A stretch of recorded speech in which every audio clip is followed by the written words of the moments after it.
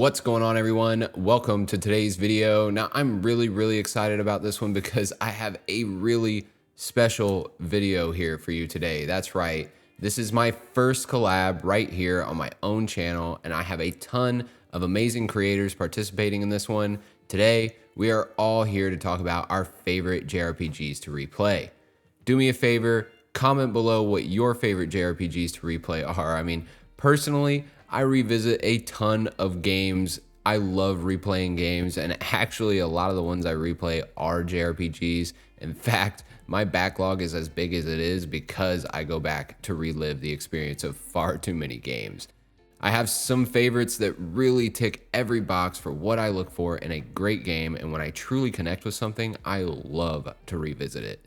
So with all that said, let's jump right into the games, and I will hand things over to Alex to kick us off. What's up, everyone? Alex here, and I just want to take the time to thank Zany for inviting me in this collab to talk about my favorite JRPGs that I love replaying. And I can only think of one particular game that I've done that with the most out of everything else, which is Persona 4 Golden.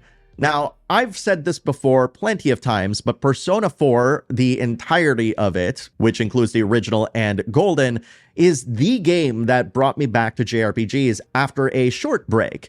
And what I found is this really relatable storytelling about identity and seeking the inner truth within you. In my opinion, this also had the strongest ties to the idea of Persona, which Carl Jung conceptualized and theorized. And of all Persona games, Persona 4 embodied that idea the most.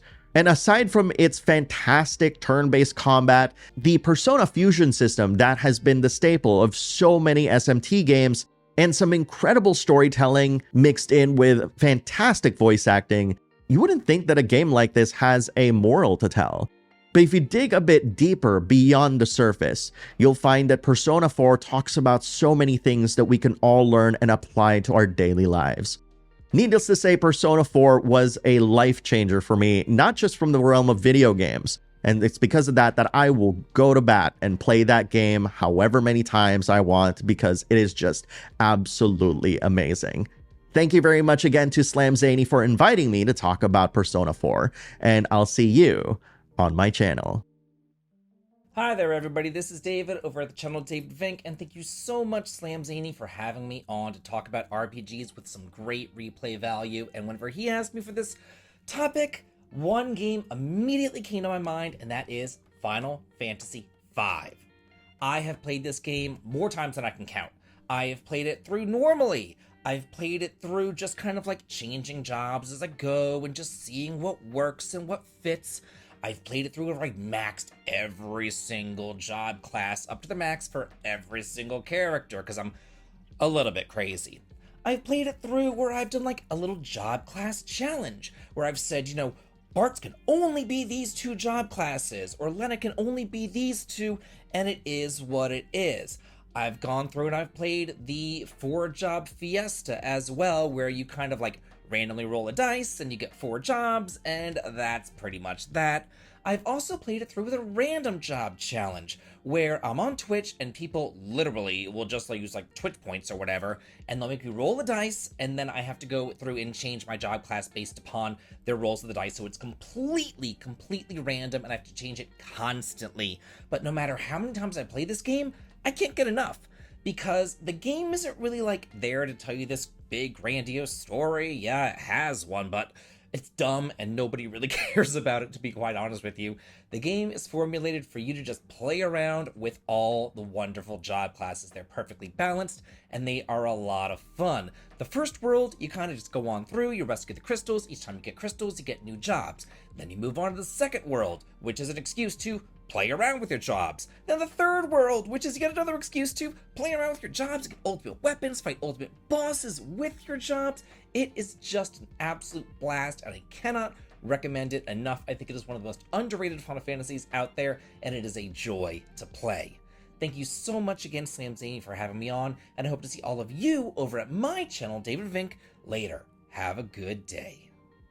Hey everybody, it's Femtrooper, and thank you to Zany for having me on today to talk about a extremely replayable JRPG, and that is going to be Pokemon Blue and Red. Now, there's a bunch of iterations of this. You can play, you know, Leaf Green, Fire Red, the original on the Game Boy. You can play Let's Go Pikachu, Let's Go Eevee. I mean, there's so many different versions of the Kanto region, and I would argue that almost any of them are replayable, and I'm going to go into why. I don't replay RPGs very often. Like, it's very rare.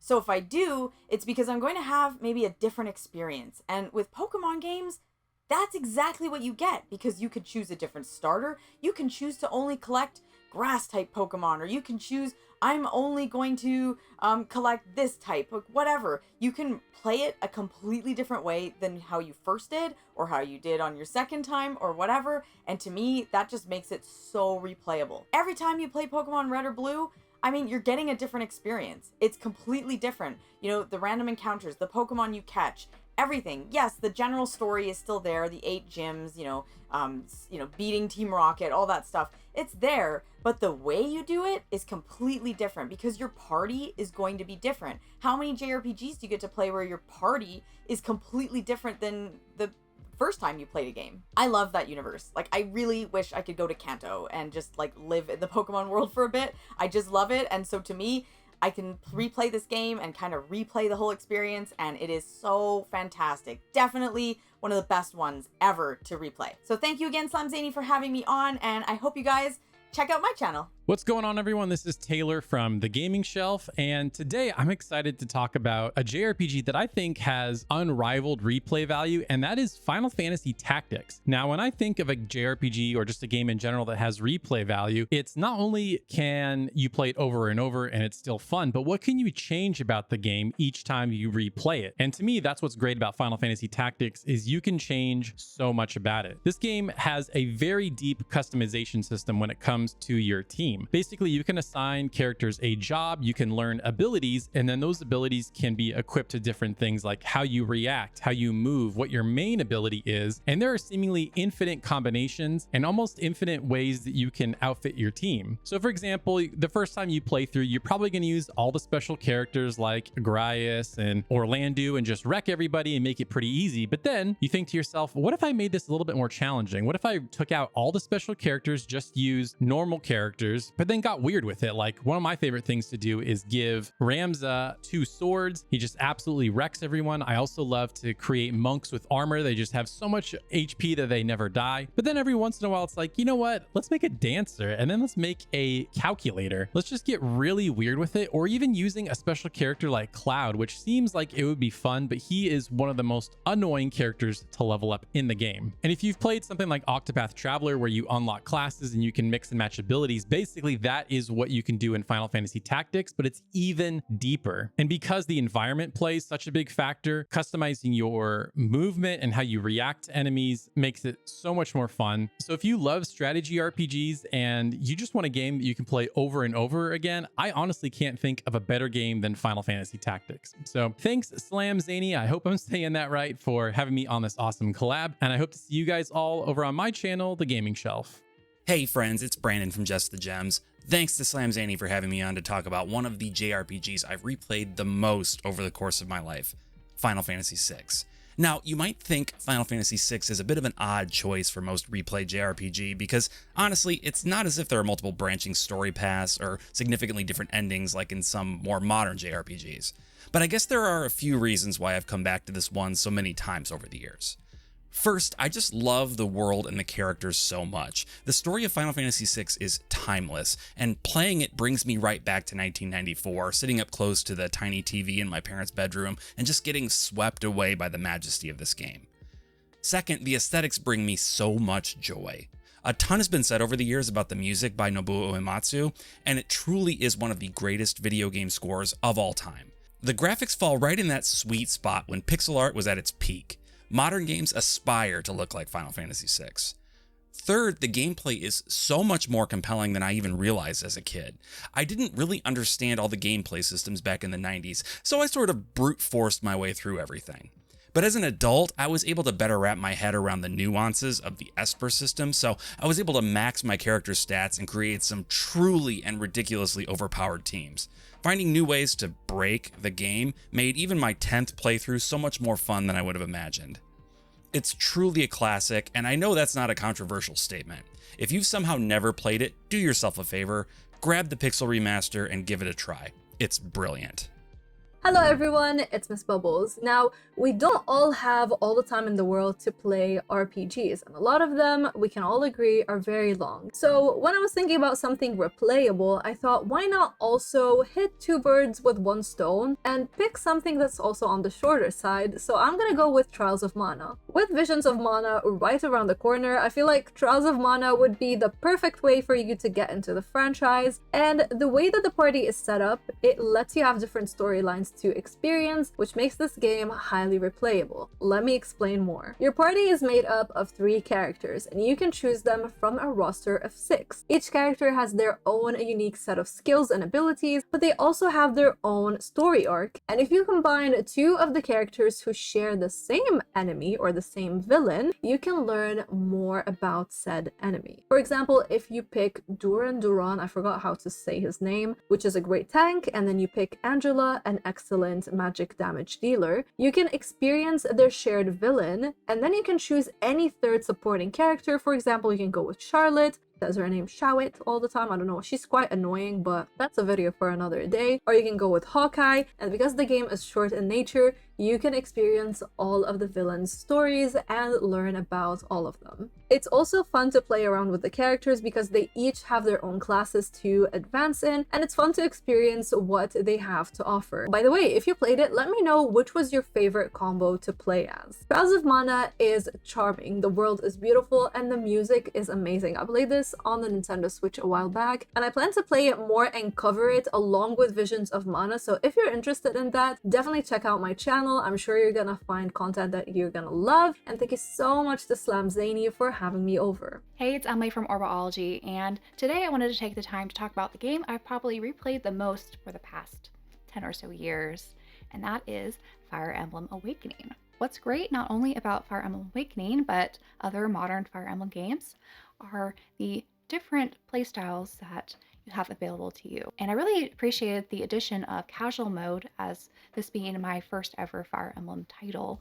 And it really helped me kind of learn the basics and the ropes of how these games operate, and also not be too intimidated by the permadeath feature that the Fire Emblem series was known for. And since that first playthrough on casual mode, I've since played on classic mode and different tiers of difficulty, and I really just feel a sense of accomplishment each time I kind of up the ante when it comes to the difficulty level. And what's great about replaying this game, not only on the higher difficulty levels, but also just on the same levels, is you have a lot of different options when it comes to the character pairings. And I'll admit, I had quite a bit of fun trying to figure out the best kind of combinations when it comes to situational proximity of the characters to maximize their marriage potential, and you're able to generate future generations of their children. It was kind of fun to have different match pairs and kind of see what all the different dialogues are when you have that S ranking. And really it comes down to the combat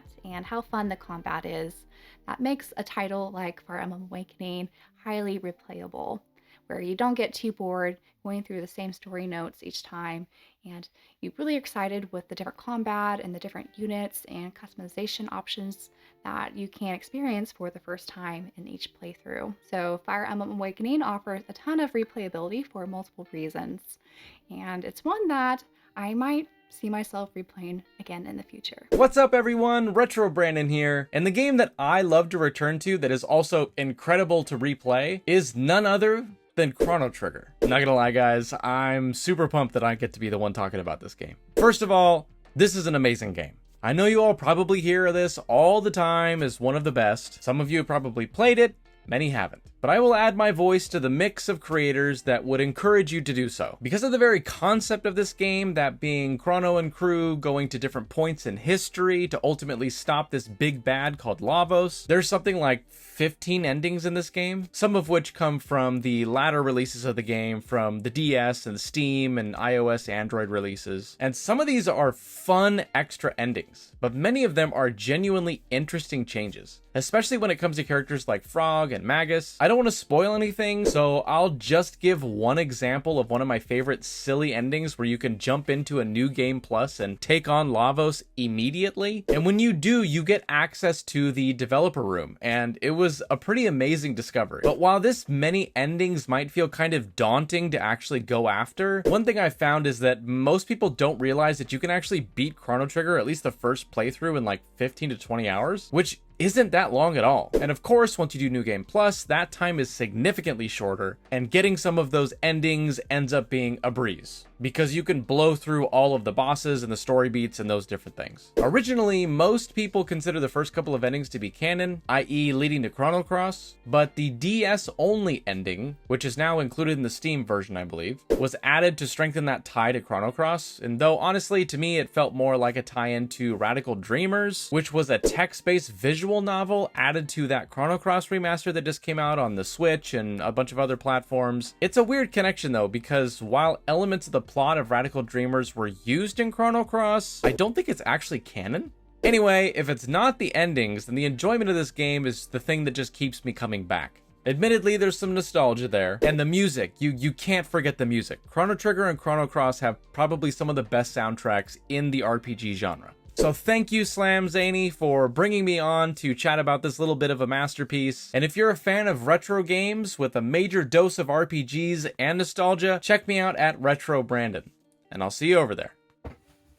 Hello, John aka Chicken Fillets here, and thank you to Zany for having me on to discuss, well, the most replayable JRPGs out there. Now, I've gone for a very, very easy pick. It's Fire Emblem Three Houses for the Nintendo Switch. Now for me, I have completed this game multiple times because, well, there is so much replayability in this game. Now with Fire Emblem, you follow a professor of the military academy known as Garrick Ma. Now in this military academy, we choose between three houses. See, it's in the name. And depending on which house you pick, which class that you pick, well, it's going to take you down a different story beat. Combat as well is a main selling point of the Fire Emblem series, which makes the series goddamn replayable. And especially when there is different difficulties, if you want to up the ante, there is so many difficulty levels that you could try out, thus giving you even more value for your money. Fire Emblem Three Houses is actually one of my all-time favourite JRPGs. It's in my top 5 to be honest with you, and that is because I have had so much time out of this game. Fire Emblem Three Houses was my first Fire Emblem game. It will always be my favourite. There's so many different Fire Emblems, and again, but with this one I feel it has the most replayability. But what I want to know, and I'm sure Zany wants to know, is, well, what is the most replayable JRPG in your eyes? You know what to do when someone asks you this. Let us know in the comments down below. Now, as I mentioned before, I am John aka Chicken Fillets. Make sure to pop over to my channel and say hello, and thank you once again for Zany for having me on. This has been John aka Chicken Fillets, and until next time, tatty bye. Now for my pick, I had to go with Dragon Quest XI. This is one of my all-time favorite JRPGs. I've been playing JRPGs for most of my life, and so I grew up on that classic turn-based style. But if you've been watching my channel for a while, you'll know that I love modern JRPGs as well. The thing that Dragon Quest XI does so well is that it modernizes a classic framework in really, really innovative ways. There's just really so much to love here, whether you're in it for a great story with memorable characters or the customizable classic turn-based combat. There's something here for any fan of the genre. One of the reasons I love to replay Dragon Quest XI is because it's just a feel-good type of game. Once you have the crew together, it really just feels like you're hanging out with your friends and having a good time. All of this layered on top of the many aspects of this game that allow it to be experienced in a variety of different ways, changing up your party, side quests and activities, the casino, which is a ton of fun, and most of all, the ability to play the entire game in 2D if you wish to do so. All of this makes the game feel fresh and engaging each time you play it. There is so much to experience that you'll have your hands full each time you play it. There's tons and tons of hours that you can put into this one. And it's basically just a straight up comfort food game for me. Dragon Quest XI is on this list for so many different reasons, but the main one is because each time I play it, I have a different experience. I catch new things in the story. I try out new party members, play through the whole game in 2D, like I said before.